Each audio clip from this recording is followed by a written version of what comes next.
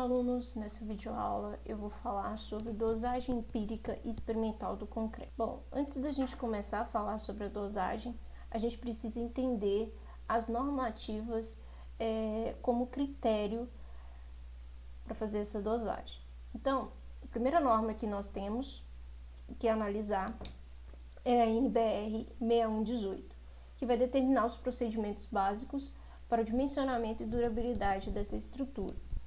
Ela é muito importante quando se trata dessas estruturas de concreto, principalmente em relação ao seu dimensionamento, que leva em consideração os critérios de resistência e durabilidade. Nós temos também a NBR 9062, que vai falar sobre o controle de estruturas de concreto pré-fabricados, a NBR 8953, que classifica concretos para fins estruturais por grupos de resistência. Então, aqui nós vamos encontrar os grupos de resistências que existem para os concretos. A NBR 12654 vai estabelecer os procedimentos para o controle tecnológico dos materiais. Então, esse vai ser importante, para a gente entender, o controle, a qualidade desse concreto. Bom, a NBR 12655, ela vai falar sobre o preparo, controle e recebimento do concreto e critérios gerais para o recebimento, estocagem e produção do mesmo. Então, esse também é extremamente importante. Outra norma importante é a 14931, que vai falar sobre o procedimento de execução de estruturas de concreto armado, além das formas, tá? Então, toda aquela preparação, execução das formas, das armaduras, a gente encontra nessa norma. E por último, nós temos a NBR 7212, que vai falar sobre recomendações para a produção de concreto dosados em central.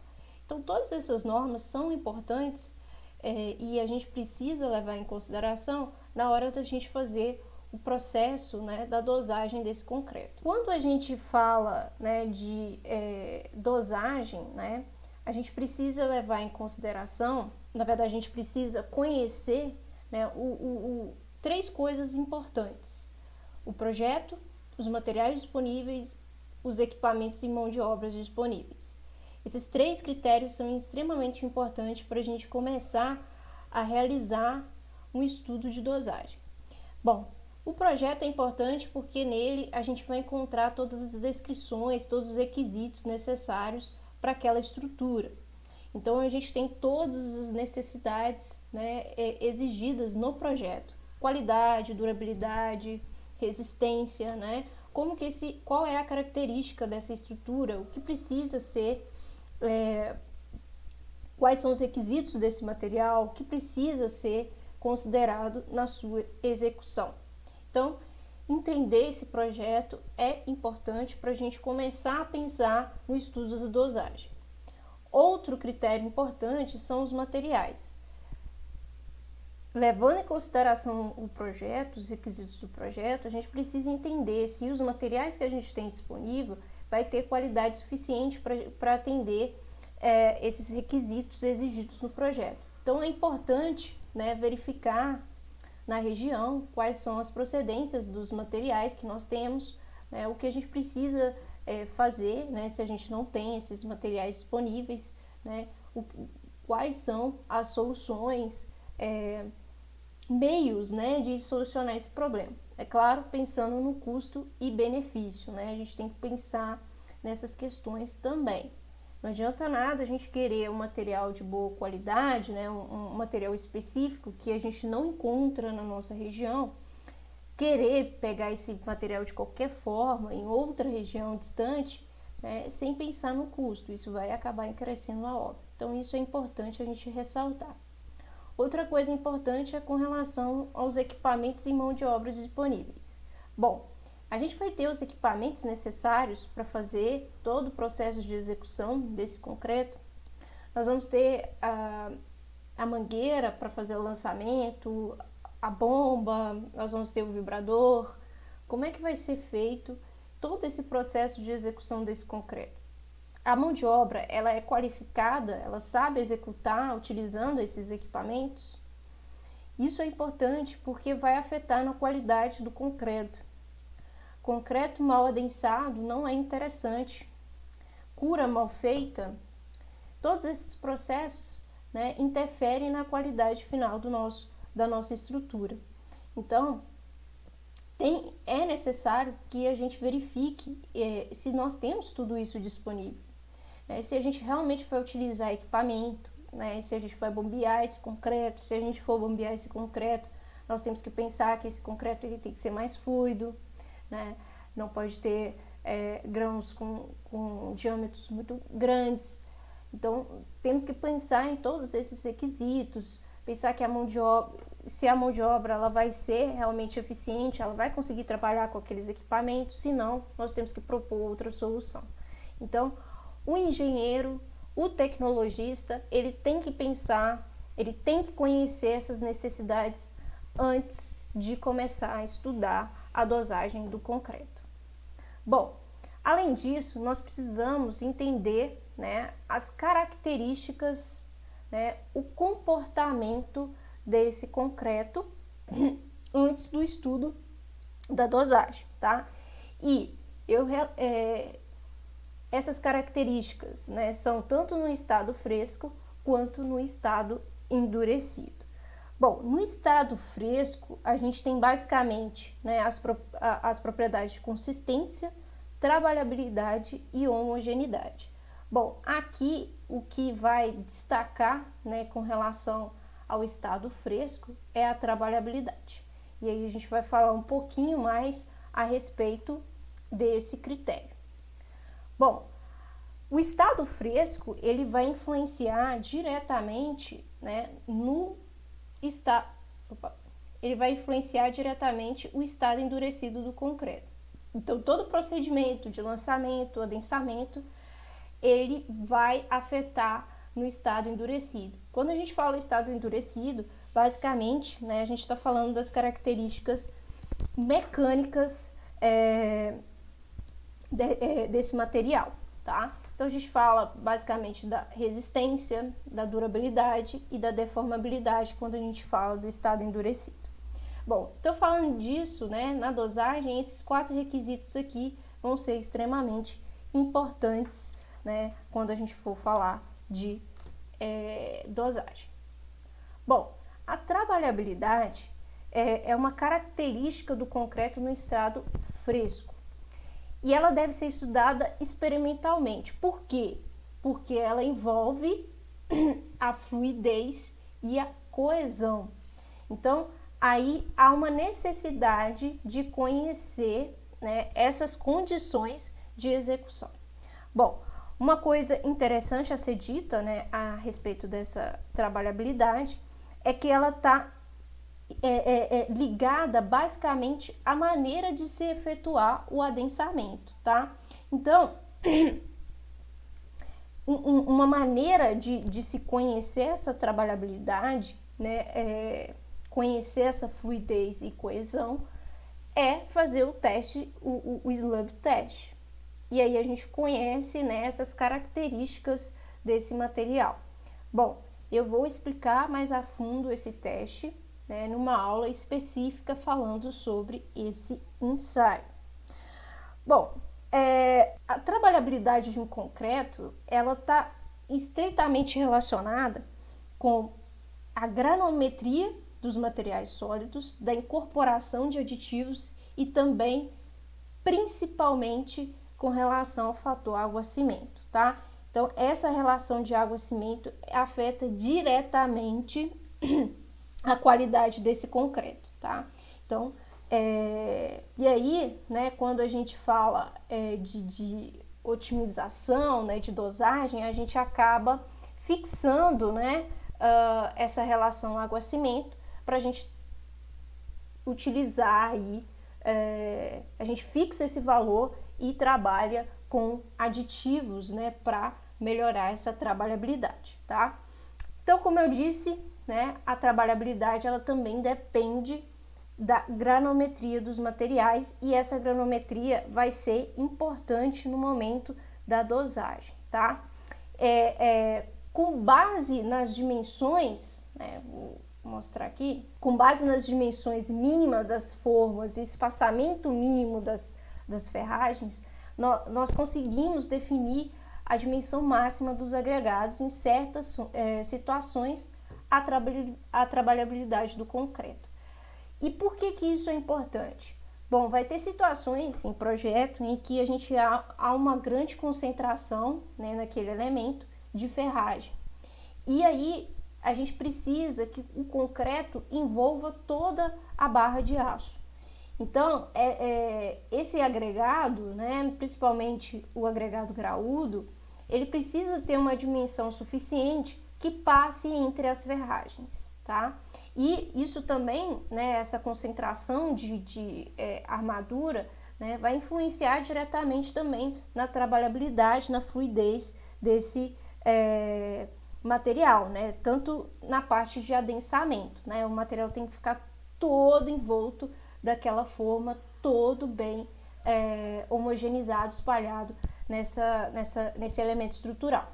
Então a gente tem que pensar nessas dimensões na hora de fazer essa dosagem e também, né, é uma coisa que a gente precisa verificar lá no projeto, tá?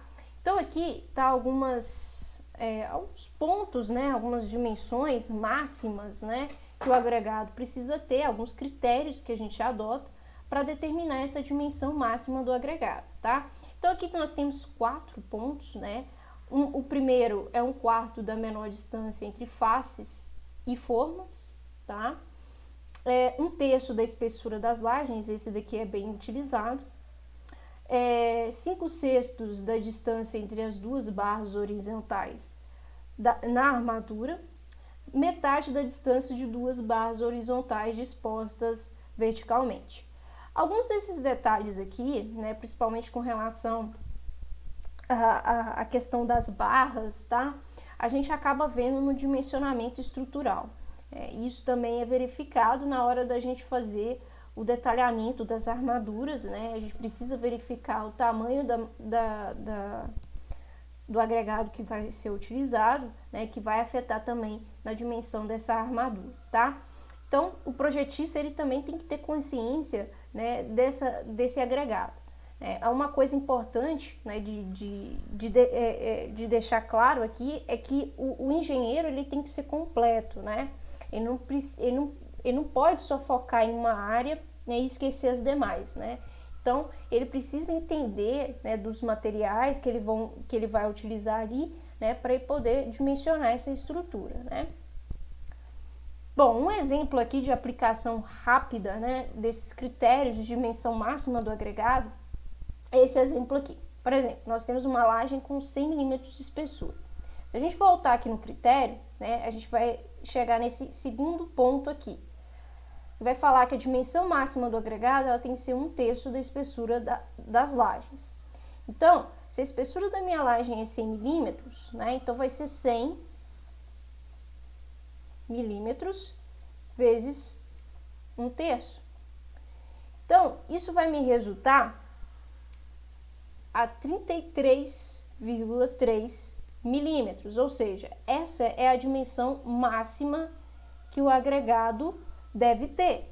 Então, se a gente for pensar nos agregados que a gente tem disponível, né, o maior agregado que a gente pode utilizar nessa laje é uma brita 2, né, que vai ter uma graduação até 32 milímetros, tá? Então, a gente pode limitar, né, para essa brita 2, ok? Bom, com relação à resistência, né, quando a gente fala de resistência, a gente fala de características do material endurecido, tá? E a gente fala da resistência característica do concreto à compressão, o FCK. A gente sabe que o concreto, né, o forte dele é a sua resistência à compressão. Então, o que vai nos interessar, nesse caso, é a sua resistência característica à compressão, o seu FCK. E isso vai afetar na dosagem, porque é justamente isso que a gente quer obter. Nós queremos obter uma determinada resistência. Então, outra coisa interessante aqui, né, é que a gente utiliza essa resistência, tá? Como referência para a dosagem, né? Isso é óbvio, e também para o controle da uniformidade do concreto, né? A gente quer um concreto que tenha características uniformes, que tenha essa resistência uniforme em toda a peça. Bom, a norma, ela divide, né, a resistência do concreto em classes. Essas classes são chamadas de C e um número, né? Então, C20, por exemplo, concreto, o C significa concreto, e 20 é a resistência FCK. Então, C20, concreto com FCK de 20 MPa. Então, nós temos aqui classes que vai de C20 a C90. C90 é a maior resistência de concreto que nós temos. Bom, a norma ainda divide essas classes em dois grupos. Então, nós temos o grupo 1, que compreende de C20 a C50, né, que são os mais comuns, os mais utilizados na construção civil, normalmente. E o grupo 2 são classes de concretos mais resistentes, né, que são utilizados em obras especiais, obras de grande porte, que exigem maior resistência. Bom, são separados em dois grupos porque eles são tratados de forma um pouco diferente, tá?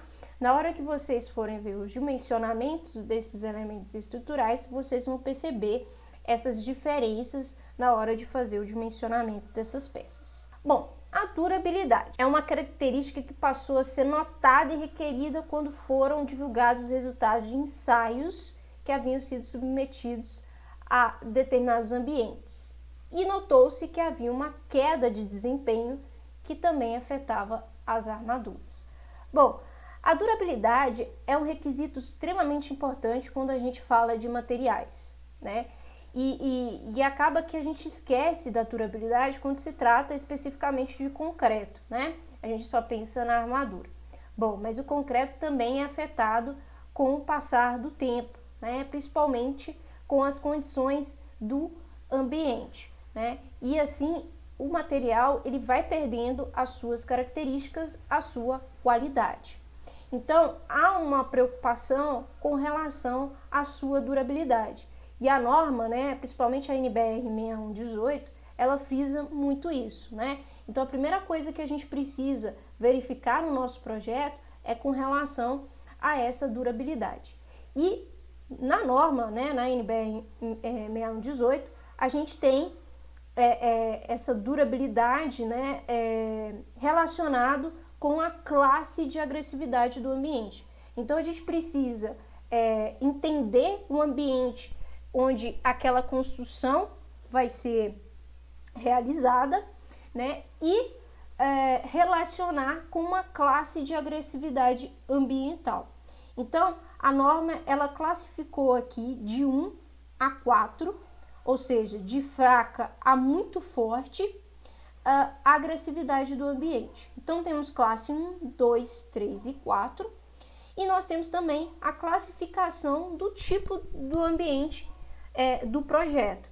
Então, nós temos classe, né, a mais fraca, rural, e a mais forte industrial, respingo de maré, né? Então, construções próximas a mar, a região salinas, né, a gente tem um risco de deteriorização extremamente elevado, né? Nós vamos ver, né, que esse ataque, né, do sal, né, o ataque do sódio, é algo muito prejudicial, tanto no concreto quanto para a sua armadura, tá? E essa classe de agressividade, ela também vai descrever, né, a proteção da armadura, né? Ela vai prever uma recomendação, um cobrimento para essa armadura, e também ela vai dizer também qual classe de resistência que a gente deve adotar, e também a relação água-cimento que a gente deve adotar na confecção do concreto, tá? Normalmente, né, nas construções mais usuais, né, a gente utiliza a classe 2, né, que é uma agressividade moderada, para regiões urbanas, tá? E aí nós temos um risco de deteriorização pequeno, tá? Mas isso vai de projeto a projeto. Nós temos que saber qual tipo de projeto, qual região que a gente está se tratando, para a gente poder fazer essas considerações. Bom, então aqui, ó, a gente tem a relação entre a classe de agressividade, a relação água-cimento e a classe do concreto. Então, aqui, ó, por exemplo, né, se eu tenho uma classe 2, eu posso utilizar uma relação água-cimento, né, devo utilizar uma relação água-cimento menor ou igual a 0,6. E devo utilizar ainda uma classe de agressividade igual ou superior a C25. Então, nesse caso aqui, né, onde eu tenho um ambiente com agressividade classe 2, eu não posso utilizar um concreto C20, de maneira alguma. Eu não posso utilizar um concreto C20. O mesmo vai ocorrer com as outras classes, né? A gente observa que com o aumento da agressividade, a gente acaba reduzindo a relação água-cimento e aumentando a classe de resistência desse concreto. Então, isso é bem importante da gente observar. Bom, então aqui, né, tá a demonstração dessa, com relação à deteriorização desse material, né, o quão é importante realizar, né, verificar as dimensões do agregado, né, verificar o adensamento, né, o lançamento desse concreto, né, ver, né, se ele está realmente todo bem adensado, né, se o lançamento foi feito de forma correta. Tudo isso, né, isso aqui principalmente, né, foi do processo de execução da peça que foi mal executado. Esse daqui foi falta de adensamento correto. Esse daqui foi basicamente, né, a falta, né, de um estudo correto com relação à dosagem do concreto, né, ao tamanho do agregado graúdo que foi utilizado na peça, né? Então, isso aqui foi uma falta de cuidado em relação à dosagem. E aqui nós temos o problema com a armadura, né, o efeito do ambiente na estrutura, né, que acabou danificando toda a estrutura, a peça em si, né? A peça já está totalmente comprometida. Então, né, apesar da durabilidade ser algo, né, que já está no estado endurecido, né, a gente já tem o concreto pronto, é algo que está extremamente relacionado com todo o preparo e cuidado de execução do concreto. E isso deve ser observado, e muito bem observado, tá? Tanto na hora de fazer o projeto, tanto na hora de escolher os materiais, tanto na hora de elaborar as dosagens, executar o lançamento, o densamento, né? Isso tudo tem que ser levado em consideração para a gente ter um material resistente e durável. Isso é muito importante. Bom, outro critério que nós temos aqui, né, é com relação à deformabilidade, que também é algo muito importante, né? A gente sabe que todo material ele tem uma certa deformação, né? Ela sofre uma certa deformação. E essa deformação, dependendo do tipo de deformação, ela vai comprometer a estrutura, né? E vai afetar a sua durabilidade, né? E também sua resistência. E uma das deformabilidades que nós temos, que é recorrente, né? É a retração hidráulica, né? Que é justamente aquela redução do volume do concreto quando se encontra em seu estado endurecido. Onde que a gente observa isso de imediato? No processo de cura. Bom, a gente sabe que o processo de cura é um processo que requer muito cuidado, né? A gente precisa fazer, né, molhar, encharcar a estrutura, o elemento, né, concretado, para que não haja perda excessiva da água e não ocorra essa retração, né? Porque dependendo do ambiente, da condição do ambiente, essa água pode evaporar de forma excessiva, fazendo que o concreto contraia. E aí, né, com essa contração, pode surgir essas fissuras, né? Algumas, né, é difícil até de controlar, né, que acaba surgindo em seguida, né, assim que faz a concretagem já começa a aparecer aquelas fissuras, e a gente tem que controlá-las o máximo possível, tá? A gente não pode deixar que essa retração seja muito elevada, senão vai surgir fissuras com aberturas muito excessivas, que vai danificar esse material, vai prejudicar a durabilidade, vai prejudicar a resistência. Então, deve-se tomar todo o cuidado durante o processo de cura. Outra coisa importante a ser destacada é com relação ao módulo de elasticidade desse concreto. Bom, a gente sabe que o concreto ele não é similar a um aço, por exemplo, né, que tem aquela região linear bem definida, né? Então, a gente sabe que o módulo de elasticidade do concreto ele não é proporcional à resistência, né? O gráfico, né, de tensão e deformação do concreto, né, o gráfico de tensão e deformação do aço, ele tem essa região linear, ele faz isso, depois faz isso aqui. O do concreto, ele não é muito bem definido, né? Ele faz uma parábola assim, né? Ele não é retinho aqui, tá? Aqui que eu fiz retinho, mas ele não é reto. Então, a gente tem uma certa, né, preocupação com relação a esse módulo de elasticidade, ele varia bastante, tá? E isso afeta com relação à sua deformabilidade.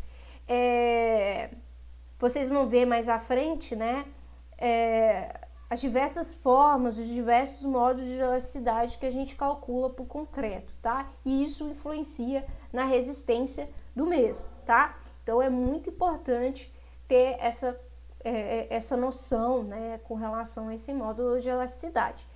E isso, né, também depende, né, da dosagem do concreto. Falando mais especificamente dos materiais, né, é algo que é fundamental, né, e a gente já estudou um pouquinho a respeito desses materiais, né, a gente já viu os ensaios para o cimento, nós já vimos os ensaios para o agregado, e aquilo tudo deve ser observado, tá? Na hora de fazer a dosagem. Então, toda a característica desses materiais vai influenciar no nosso concreto. Então, no cimento, né, a primeira coisa que a gente deve verificar são as condições de exposição do concreto. Então, novamente, a gente deve ir lá, voltar, consultar o projeto, verificar quais são as condições de exposição daquele concreto, em qual ambiente que ele vai estar exposto, ele vai estar em contato com que agente agressivo, porque aí vai me dar a condição de escolher o tipo de cimento adequado para essa situação, tá? Outra coisa que a gente precisa analisar é a necessidade ou não de desforma antecipada. Eu preciso de uma construção rápida, eu preciso que o meu concreto ganhe resistência rápido para eu poder fazer uma desforma rápida. Qual que é o meu cronograma? Então, isso eu tenho que analisar também para fazer a escolha adequada do cimento, tá?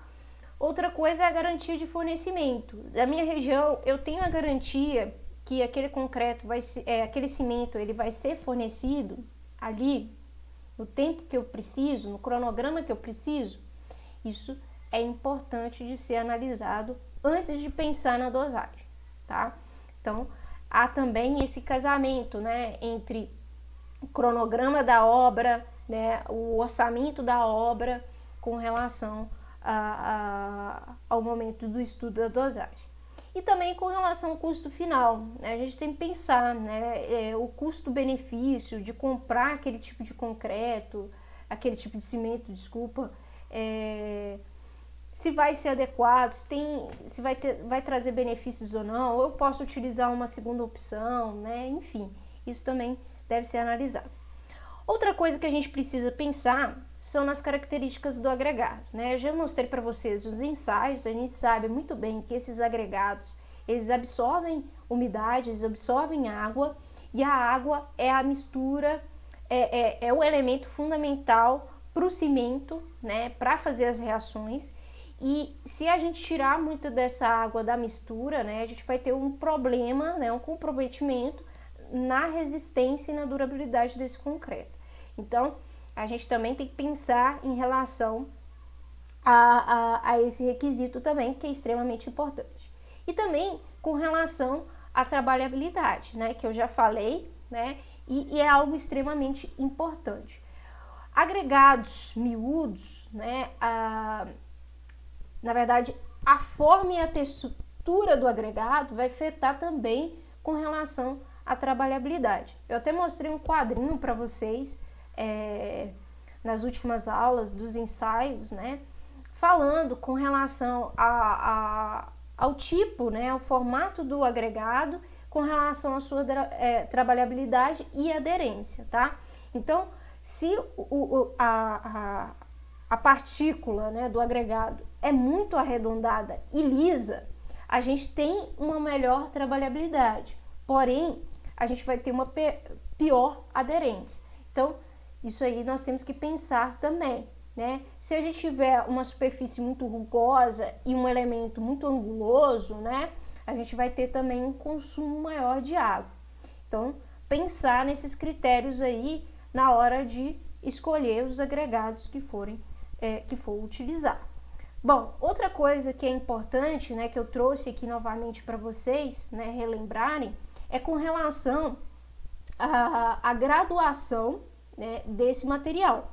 Agregados mal graduados, né, que são agregados que possuem tamanhos de partículas praticamente uniformes, né, vai consumir mais pasta dessa mistura, ou seja, vai consumir mais cimento e água. Tá vendo que aqui a gente tem muitos poros, né, entre as partículas, e por ter muitos poros, essa pasta, né, de água e cimento vai ter que adentrar toda essa região, né? Então a gente tem um consumo maior desse elemento e a gente sabe que o cimento é um dos materiais mais caros. Bom, e quando a gente tem agregados bem graduados, ou seja, agregados onde a gente tem uma forma, né, crescente de tamanhos, né, tamanhos de agregados mais diversificados, né, a gente tem essas partículas adentrando aqui, ó, entre as partículas, e isso acaba reduzindo a quantidade de pasta, né? Então isso também é interessante de se observar na hora de fazer a escolha dos agregados, né? A determinação da granulometria desses agregados. Bom, dito isso, a gente passa agora para dosagens, tipos de dosagem. A primeira dosagem que nós temos é a dosagem empírica. Essa dosagem empírica, ela não utiliza dados experimentais das amostras dos materiais. O que a gente faz então? A gente utiliza uma massa de dados, né? A gente utiliza dados acerca daquele material, né, que a gente vai utilizar, né, que nós temos como referência naquela região. Então, a gente busca por esses dados, a gente observa esses dados a respeito daquele material que a gente pretende utilizar e determina o nosso traço, né, a nossa dosagem. Bom, isso é muito empregado em obras muito empregado em obras de pequeno porte e ainda é empregado até hoje, né? Eu não vou dizer que foi muito empregado, mas ainda hoje a gente utiliza muito isso na base empírica de conhecimento para essas obras de pequeno porte, tá? Bom, qual que é o problema desse tipo de dosagem? A gente possui muita variabilidade de características de cimento e agregado. Mesmo que eu tenha uma base muito grande de dados, né, ainda existe essa variabilidade, tá? Hoje em dia também há muitos laboratórios que fazem essa dosagem experimental. Então, hoje em dia não se carece muito de se fazer essa dosagem empírica. Bom, mas aí tem um custo envolvido, né? Então, deve-se pensar também. Mas, enfim, né? Antigamente isso era muito empregado, muito mesmo. Hoje em dia né, não se utiliza tanto, né, principalmente nessas obras maiores, todas não usa mais tanto esse tipo de método, mas a gente ainda vê, né, esses pedreiros antigos, né, que ainda utiliza essa base empírica para determinar os traços. Na verdade, nem faz cálculo, né, apenas utiliza o traço que conhece. Bom, já a dosagem experimental, ela utiliza os dados experimentais das amostras daqueles materiais, né? Então, os materiais e os produtos são previamente ensaiados, né, para a gente formular a dosagem, formular o traço, tá? Então, quais são os fundamentos dessa dosagem? Variação das propriedades fundamentais do concreto endurecido com relação à água e cimento. Essa relação água-cimento vai ser extremamente fundamental para fazer, né, determinar essas características, tá? Quantidade de água total em função da trabalhabilidade. Então, né, como eu disse, a gente acaba fixando esses valores e trabalhando as outras características do material para obter, né, uma determinada trabalhabilidade. Granometria do concreto, né? Então, aí, a partir das considerações do projeto, né, das peças, do que é exigido, a gente começa a trabalhar também no tamanho das partículas, né, constituintes desse concreto, tá? Bom, mas eu vou explicar mais detalhadamente cada um desses processos. Bom, vamos agora definir o que é dosagem. Bom, a dosagem é o procedimento para determinar a quantidade de cada material na composição do concreto. E para isso a gente utiliza um traço. Esse traço é com relação à massa ou volume do cimento, tá? Eu posso utilizar nesse traço aqui tanto massa quanto volume, tá? Aqui eu estou apresentando como massa, tá? Então esse 1 aqui, ele vai representar a relação entre a massa de cimento em relação à massa de cimento, tá? Esse A está relacionado ao agregado miúdo, então é a relação entre a massa de areia e a massa de cimento. O P é a relação entre o agregado graúdo e o cimento, e o X é a relação água-cimento, tá? Então, o traço nada mais é do que a massa ou volume, tá? Frisando que isso também pode ser em volume, em relação à quantidade de cimento, ok? Então, o cimento é é a referência nossa, ok? Então, seja qual for a unidade adotada, né? Pode ser volume ou massa, o cimento é a referência, sempre. O cimento sempre vai ser a referência. Esses materiais sempre vão se relacionar à quantidade de cimento, ok? Bom, então vamos ver aqui um exemplo básico, né, dessa aplicação de traço aí, tá? Rapidinho para vocês entenderem. Então, nesse exemplo, nós temos, eu quero uma mistura para concreto, onde a gente tem um saco de cimento. Lembrando que um saco de cimento, ele equivale a 50 quilos, tá? Nós temos 150 quilos de areia e nós temos 250 quilos de brita. E temos também 25 quilos de água. Bom, então vamos fazer o traço dessa mistura. Então, o que eu tenho que fazer? O traço, deixa eu só separar aqui, o traço é o seguinte, é 1 por A, por P, por X. Então, 1 refere-se à massa de cimento por massa de cimento. O A se refere à massa de areia, 150 quilos, dividido pela massa de cimento. Então, nós temos aqui nessa relação 3. O P é a massa de brita 250 quilos pela massa, a massa de brita por massa de cimento, que vai nos dar 5. E o X é a relação água-cimento. Então, é 25 quilos de água por 50 quilos de cimento. Então, nós temos 0,5. Lembrando que esses números aqui são adimensionados, ok? Então, nosso traço final, ele vai ser 1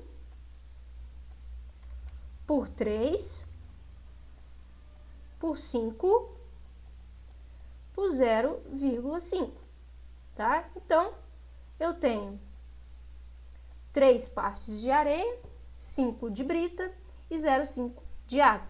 Isso tudo relacionado com a quantidade de cimento, tá? Então, esse é o nosso traço dessa mistura de concreto, ok?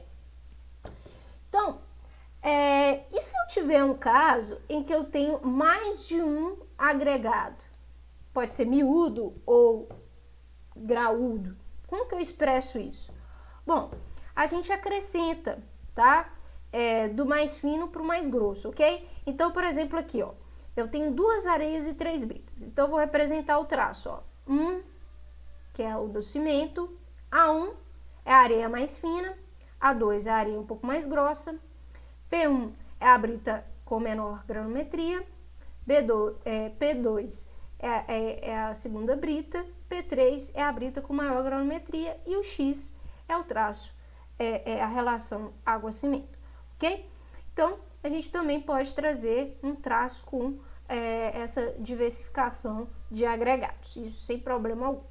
Bom, outra definição que é importante é esse traço bruto, né? Esse valor de M aqui, que é o traço não desmembrado. O que é esse M? Esse M é a proporção total de agregado, tá?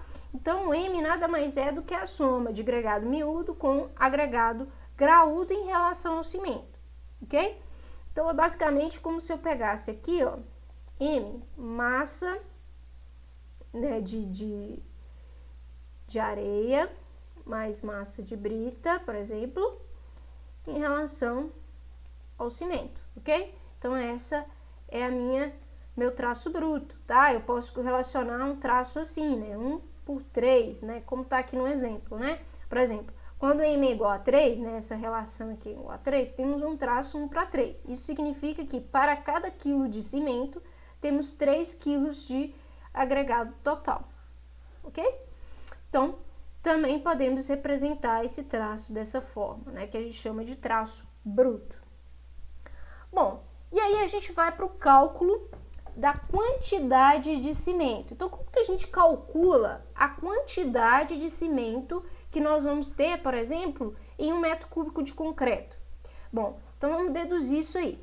A gente sabe que um certo volume de concreto é o resultado da soma dos volumes absolutos de cada um dos seus constituintes. Então, a soma do volume de cimento mais volume de areia, mais o volume de brita, mais o volume de água, vai me resultar no volume total do meu concreto, tá? Lembrando que esses volumes aqui tem que ser volume absoluto.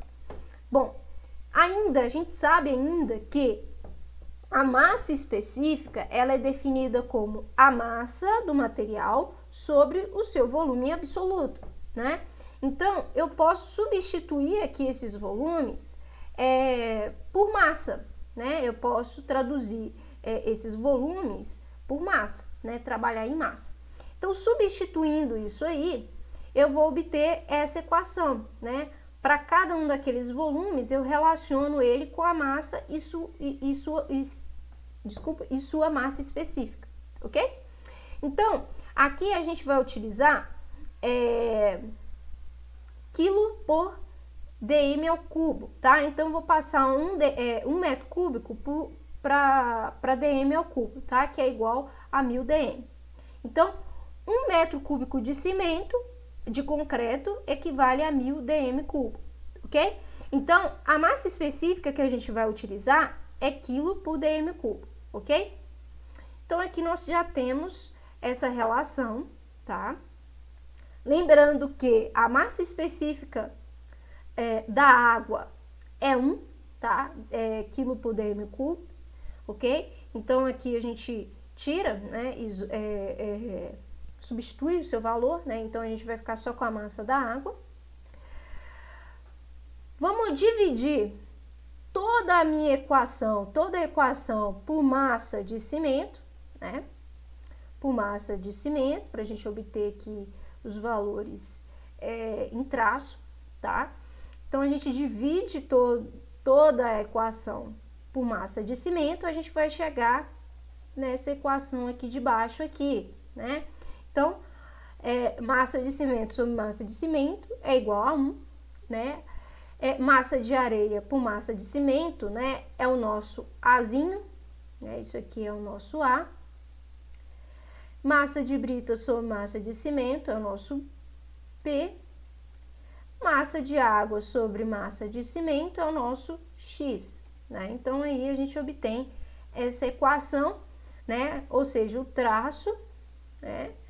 Sobre a massa específica de cada um desses materiais. Bom, isolando a massa de cimento, a gente chega nessa equação aqui, onde a gente tem o volume do concreto dividido pelo traço, né, pela soma dos traços dividido pela massa específica de cada um dos materiais, tá? Então, é comum a gente utilizar, né, em vez de MC, né, massa do cimento, a gente utiliza consumo do cimento, utilizando a letra C. Então, aí a gente utiliza essa expressão aqui para determinar a quantidade de cimento, né, para aquela mistura, ok? Então, pode acontecer, tem situações em que a gente precisa considerar o teor de ar incorporado no concreto, tá? Pode ser aprisionado ou incorporado, tá? Tem essa situação, né, da gente incorporar ar no concreto, né? Deixar um concreto um pouco mais leve, né? E aí a gente tem que considerar esse volume, tá? E fazendo essa consideração, né, acrescentando esse volume de ar, né, a quantidade, né, o consumo de cimento, ele vai ser expresso por essa equação. Bom, o volume de ar, ele varia aí de 20 dm ao cubo a 30 dm ao cubo, tá? Por metro cúbico de concreto. Isso aí a gente tem até uma relação, né, que mostra, né, a incorporação do concreto, de ar no concreto, tá? Que a gente pode colocar, ok? Então, aí é só acrescentar, né, essa parcela aqui na equação quando tiver ar incorporado no concreto. Bom, então, agora a gente vai aplicar esse conceito para determinar a quantidade de materiais requeridos para a execução, né, de um volume de concreto, tá? Então, nós vamos fazer esse cálculo de quantidade de materiais. A gente vai determinar a quantidade de cada um desses materiais aqui. Então, o traço, ele foi esse daqui para o concreto. 1 para 2,20, 1,15, 2,25, 0,56. Então, nós temos cimento, areia grossa, brita 0, brita 2 e água, né? Então, nós temos dois tipos de agregado graúdo, tá? E aqui nessa tabela a gente tem alguns dados referentes a esse material, né? E nós temos a massa específica de cada material, massa unitária, umidade e nichamento, tá? Então, nós vamos calcular aí a quantidade de material. Bom, a primeira quantidade que a gente precisa calcular é a quantidade de cimento, tá? Então, eu vou colocar aqui no cantinho, primeiro passo, que é o consumo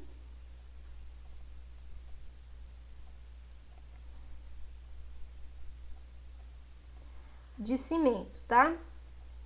Lembrando que o consumo aqui de cimento que ele pediu é para 55 metros cúbicos. Eu tenho duas formas de fazer isso. Eu posso fazer esse cálculo utilizando essa equação aqui, tá? Que é para 1 metro cúbico de concreto, ok? E depois é só multiplicar por 55 metro cúbico, né, de concreto, que eu também vou obter da mesma forma, tá? Aí fica a critério de vocês, ou eu substituo aqui esse volume aqui, ó, pelo volume real que eu preciso, né? Então, ó, vou colocar aqui para 1 metro cúbico, tá? De concreto. Então, para 1 metro cúbico de concreto, eu utilizo a seguinte forma. Eu pego o traço, né, a massa específica do cimento, mais o traço de areia, sobre massa específica da areia, mais o traço da brita, da primeira brita, né, brita 0, vezes sua massa específica, mais a brita 2 sobre sua massa específica, mais a relação água-cimento, e aqui o volume de 1 metro cúbico de concreto, ok? Então, vou utilizar essa formulação aqui, vou obter o consumo de cimento para 1 metro cúbico de concreto. Depois é só multiplicar, né, que eu determino para 55 metros cúbicos de concreto. Então, só substituindo os valores aqui, tá? Olha lá na tabelinha os valores que foram de massa específica, né, de cada um. Tem que olhar também o traço, né, de areia foi 2,2. A massa específica da areia é 2,62. Mais o traço da brita 0, que é 1,15. A massa específica da brita 0 é 2,78.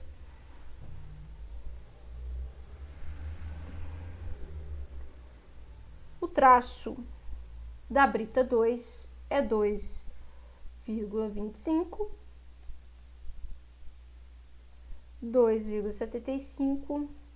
Mais a relação água-cimento, que é 0,56. Isso aqui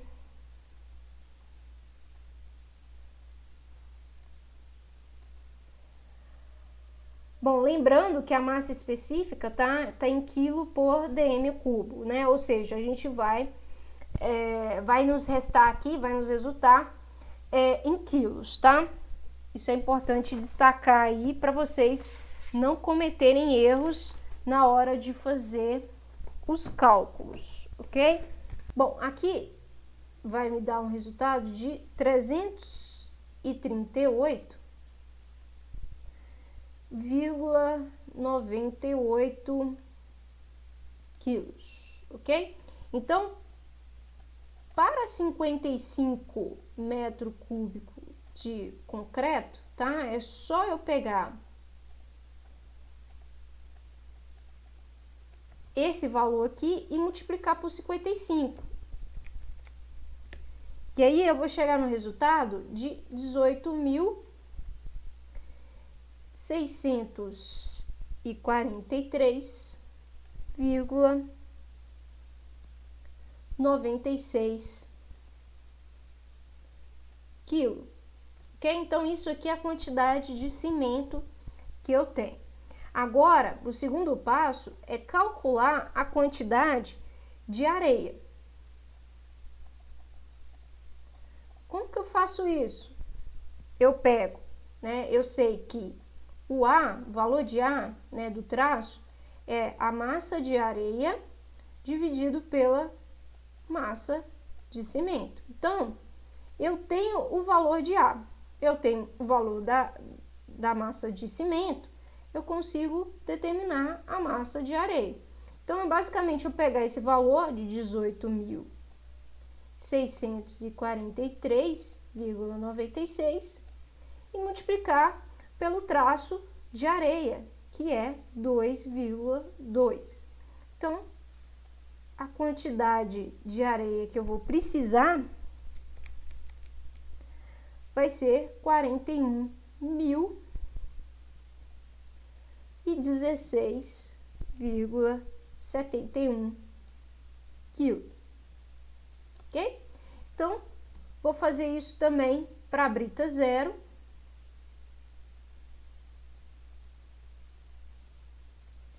Então, brita 0, da mesma forma, P1, né? Massa de brita sobre massa de areia, sobre massa de cimento, né? Então, a massa da brita vai ser o P, né?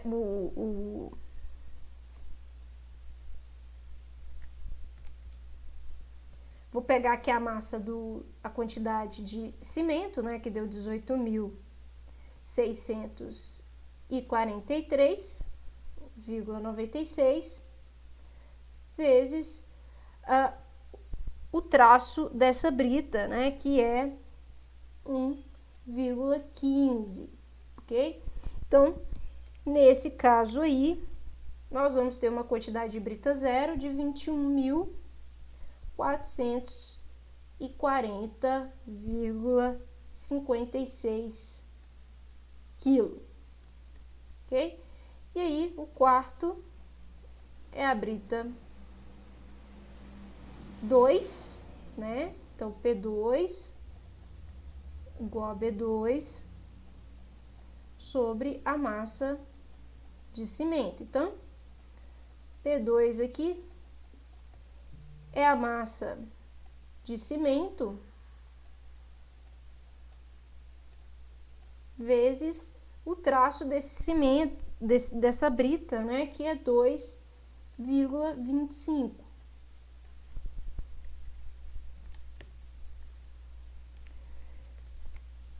Então, com isso, a gente vai chegar na quantidade de 41.948,91 quilos.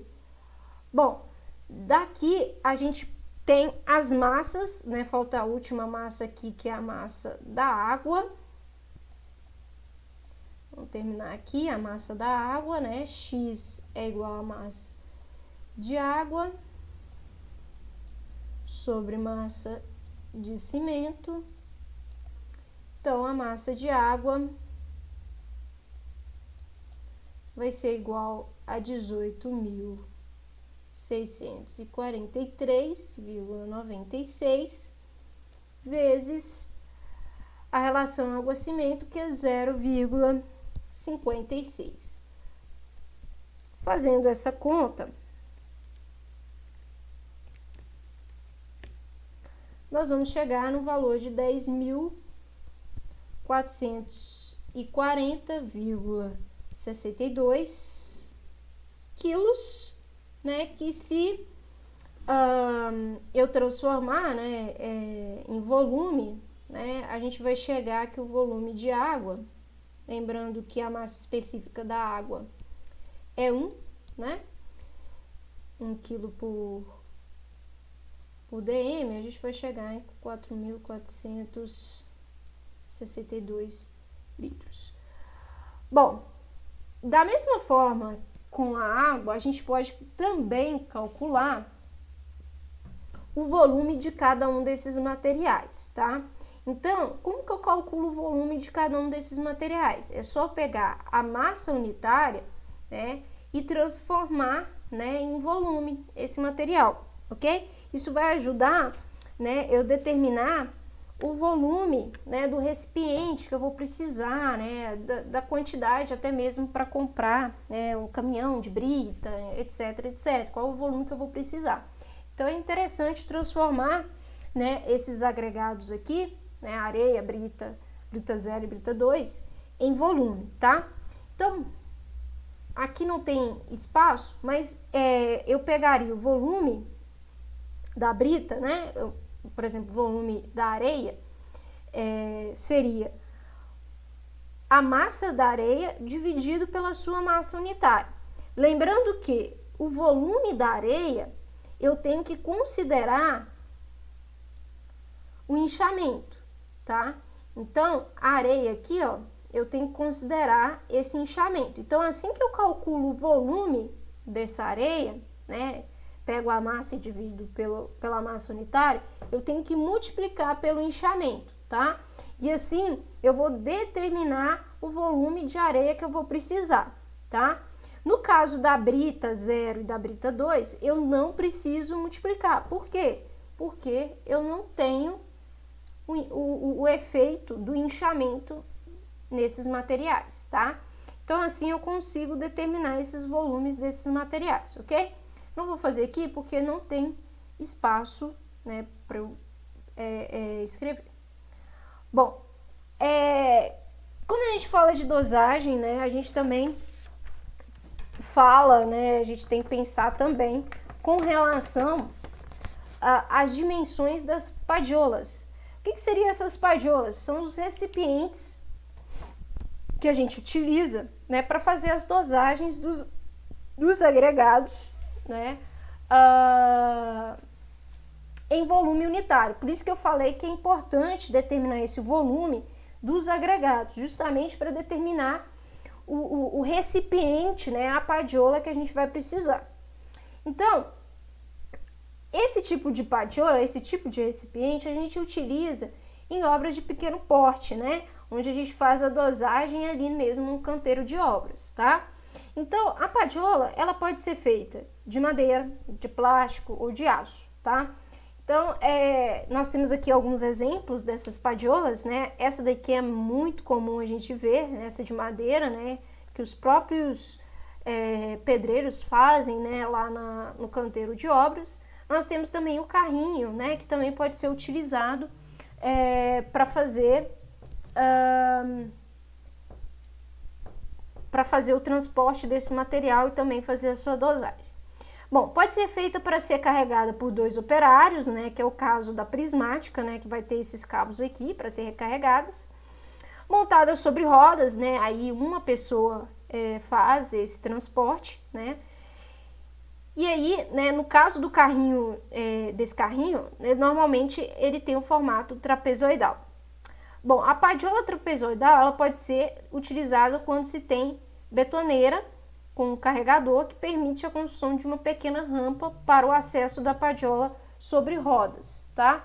Então, a gente consegue transportar, né, esse material e colocar aqui, né? A gente faz uma rampinha e coloca dentro da betoneira.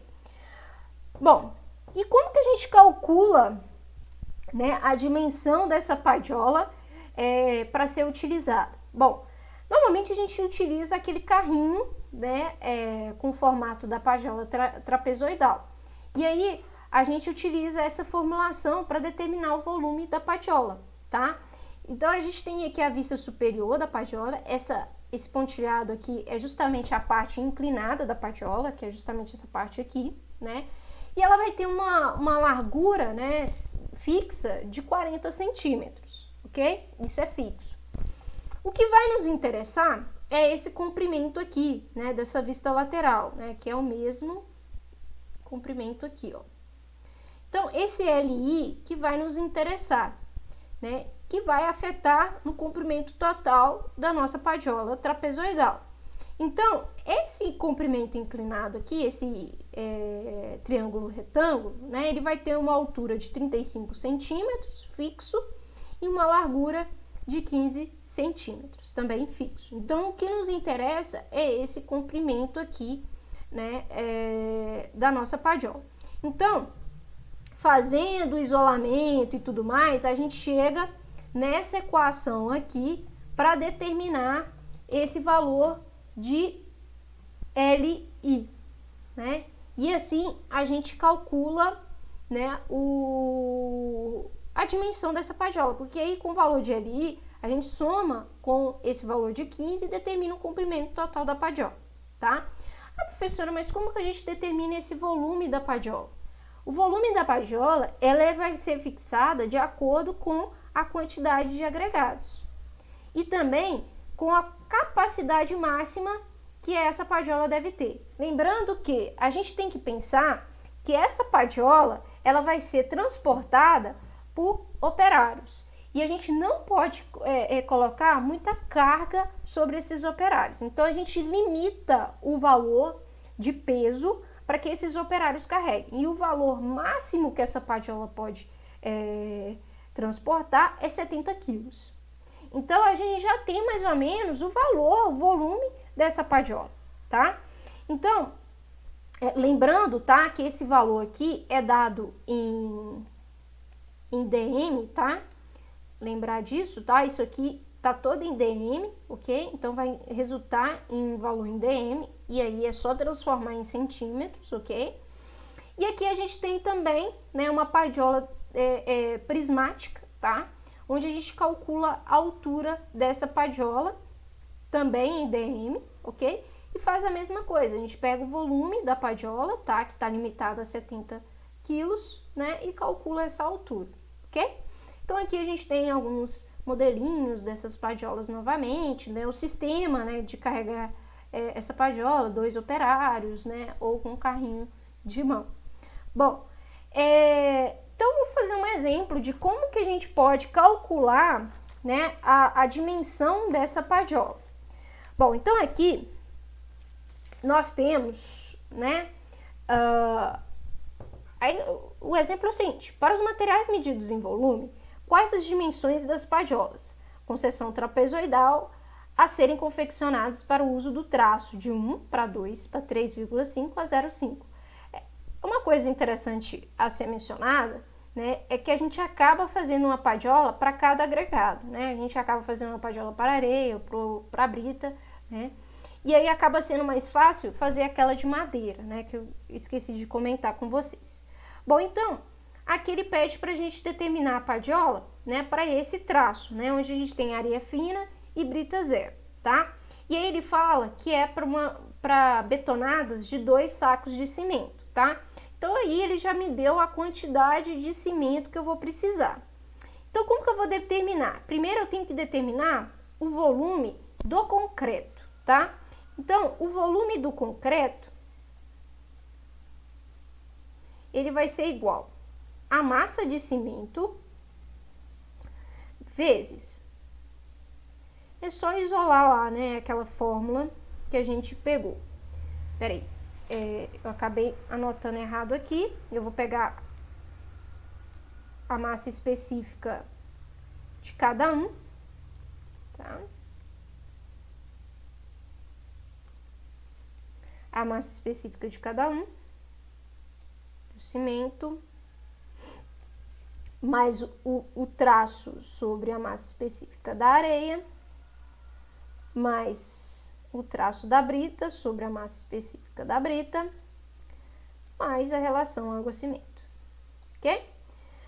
Como ele falou betonadas com 2 sacos de cimento, né? Lembrando que cada saco, um saco de cimento, tem 50 quilos.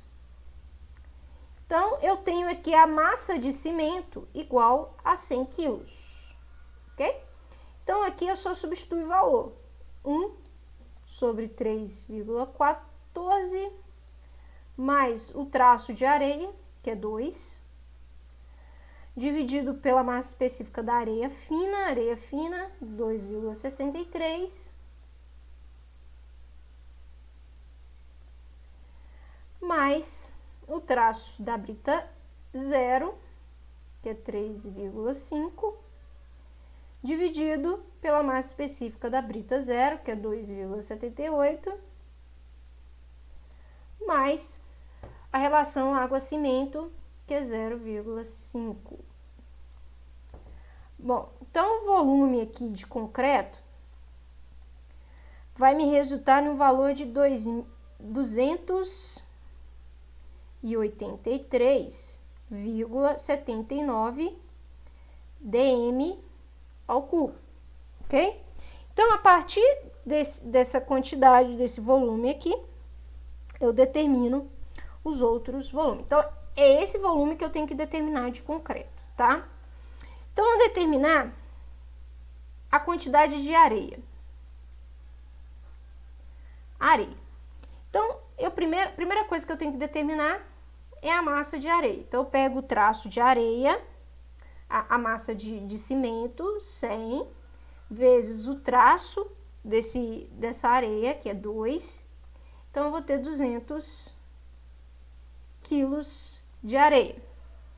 O número de padiolas que eu vou precisar está limitado em 70 quilos. Então, eu vou pegar a quantidade de areia e dividir pela capacidade máxima da padiola.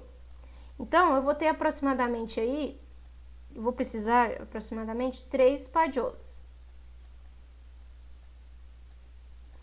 Então, se eu preciso de 3 padiolas, né, fazendo aí o cálculo, né, de massa seca de areia da padiola, tá? Então, eu pego a massa aqui da areia e divido pela quantidade de padiolas, 3. Então, cada padiola tem que ter mais ou menos 66,67 quilos de areia, tá? Lembrando que tem que ser areia seca, nesse caso. Bom, o volume seco de areia vai ser o volume, né, de areia ocupado naquela padiola, que é 66,67, dividido pela massa unitária dessa areia, tá? A massa unitária da areia, que é a areia fina, é 1,5. Então, vou dividir aqui por 1,5. Então, eu vou ter aqui um volume de 44,44 dm ao cubo. Então, esse é o volume ocupado pela areia quando ela está seca. Quando ela está inchada, com umidade, né, eu preciso multiplicar pelo índice de inchamento da areia, tá? Isso é importante. Então, eu pego o índice de inchamento da areia fina é 30.